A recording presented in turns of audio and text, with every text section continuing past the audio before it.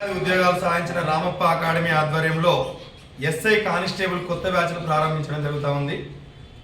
నిన్న జనవరి 31, 2024న నర్సింగ్ ఉద్యోగాల ప్రశంసా పత్రాలని ఉద్యోగ నియామక పత్రాలని ఇస్తున్నటువంటి క్రమంలో రేవంత్ రెడ్డి గారు పార్లమెంటరీ ఎలక్షన్స్ కంటే ముందే కానిస్టేబుల్ ఉద్యోగాలు, ఎస్ఐ ఉద్యోగాలు 15,000 ఉద్యోగాలని విడుదల చేయడానికి అధికారులతో సన్నాహాలు చేస్తున్నామని చెప్పడం జరిగింది.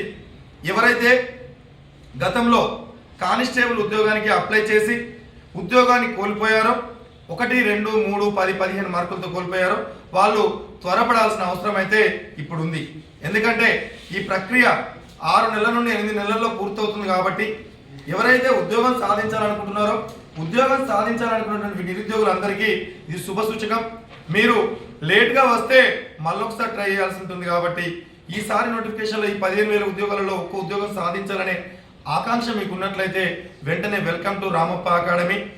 హన్మకొండలో అయితే green square plaza 3rd floor, అదేవిధంగా హైదరాబాద్లో అయితే దిల్సుఖ్ నగర్ బస్టాండ్ పక్కనే బిల్డింగ్లో మన రామప్ప అకాడమీ ఉంది.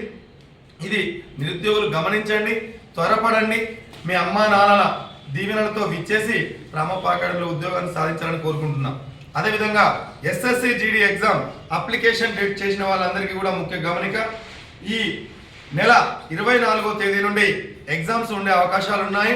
కాబట్టి దానికి మోడల్ టెస్ట్ని ఈ ఆదివారం 2 మార్నింగ్ 1, ఈవినింగ్ 1 కూడా కండక్ట్ చేయడం జరుగుతూ ఉంది హన్మకొండ బ్రాంచ్లో. ఇది కూడా విద్యార్థులు సద్వినియోగపరచుకోండి. ఎగ్జామ్కి రామప్ప అకాడమీ విద్యార్థులు కాకుండా మిగిలిన వాళ్ళు ఎవరు వచ్చినా కూడా 100 రూపీస్ ఫీజుతోనే welcome to Ramappa academy. Thank you one and all. ఈ విషయాన్ని గమనించండి, ఆలోచించండి, లేట్ చేయకండి. ఎందుకంటే నోటిఫికేషన్ పడ్డ తర్వాత జాబ్ రావడానికి అవకాశాలు 80% ఉంటుంది.